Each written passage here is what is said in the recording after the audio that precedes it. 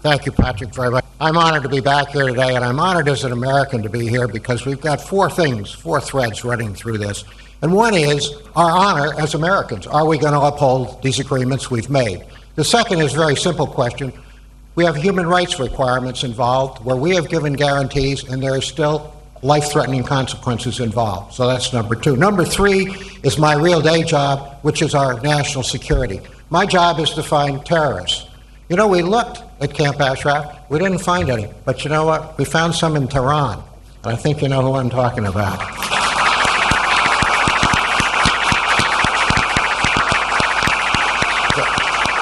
The last issue I want to bring out is there are huge strategic consequences ongoing in dealing with the Iranian question these days.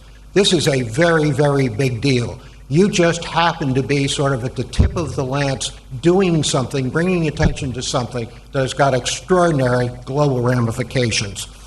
I got involved with this 16 months ago at your request to come and speak to you. Tragically, it was at that very weekend, that very same time, that the second attack, the second atrocity at Camp Ashraf happened. Those videos will never leave my mind, nor will the faces and the words of the victims, the people who had lost loved ones there who happened to be present that day in Washington. That certainly energized me away from my main mission. Our national security nightmare is to have nuclear weapons in the hands of radical terrorists that we don't know about and will come into our shores and take advantage of our free, open, democratic society. That's our number one national security worry.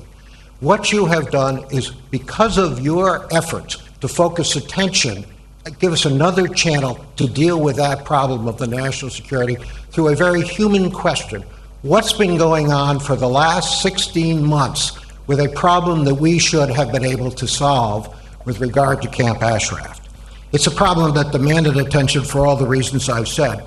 But I started going down the list of things we normally do. Have we succeeded in our negotiations policy with the Iranian regime? I think that the answer to that is clearly no. The regime has done about what they wanted, and there is more tension today in our relationship than there was 16 months ago. Have we lived up to our obligations to protect the human rights of the people of Camp Ashraf? And I answer to that, no, we haven't done as well as we should. It seems to me that the folks in Camp Ashraf are honoring their agreement, and it's other people who are not honoring their agreement. Now, I saw the films. I didn't see the first one, but I saw the second one. We're talking about a bunch of civilians out there going about their life who didn't start anything. The incursion, the aggression, came from other people who came in and violated their sanctity and their lives. It seems to me that that is a misnomer of the word clash when you're sort of suggesting that it was the MEK who did that. It wasn't. I want to go quickly into something else that is worrisome to me. Beyond being outmaneuvered by the regime, I think, in Iran on the negotiations we're having now, on all counts, I think that we have done a fairly poor job of dealing with the Arab Spring. When I see regime change going on in Libya, Egypt, Syria, I assume it's going to happen there or be finalized soon, then I wonder and I ask myself, well, if we're having regime changes in those places, how in the world can you not justify regime change in Tehran? Think about that.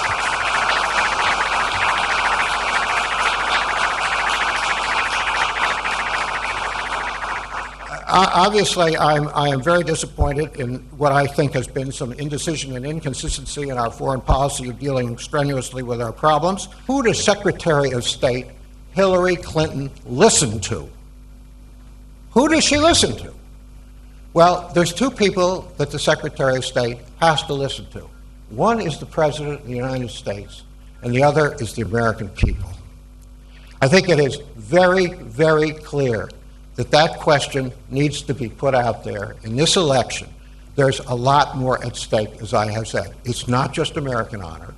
It's not just the protection of the people or the convenience or the inconvenience of the people being moved from Ashraf to liberty. It's their well-being. It's life and death. It's not just the national security of the country and dealing in our relationships with Iran. That's critical because of nuclear proliferation. It's the whole domino effect if we get this wrong. You happen to be in a critical, pivotal point. Make your voices heard. God bless you all. Thank you. I listen to my bipartisan colleagues here. When they raise these issues, I scratch my head and ask, why does this picture look so wrong? You know, U.S. troops came out of Iraq in 2011, and yet today, the United States is spending $49 million a day in security assistance to Iraq. Over almost $18 billion alone in 2012. Now, what exactly are we buying with the taxpayers' money in Iraq? Are we buying influence? That's what we are supposed to be using this money for. Are we buying strategic advantage? Now, this is the really important part, because this security assistance that the United States is providing is being dispensed not by the Department of Defense, but by the State Department. In other words, the American taxpayer is providing the government of Prime Minister Nouri al-Maliki billions of dollars in aid for, as I would state and submit, less influence and less diplomatic purpose.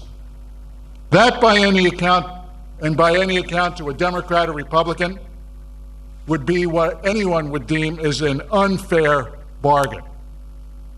Now, I wonder whether this assistance should be provided with no strings attached. After all, the Prime Minister of Iraq apparently is no great friend of democracy in Iraq.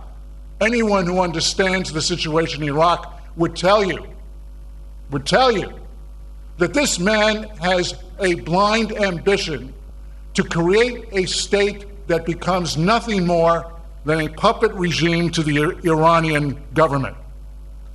I wonder if the American people understood the bargain that they now seem to be receiving from this security assistance. Echoing the remarks that were made by my colleagues here, why not? You have worked so hard. You have banged on the doors of Congress. You have pleaded with our friends in the State Department. You have gone from door to door and spent the money out of your pockets asking the State Department to listen. Well, I asked the State Department the following question.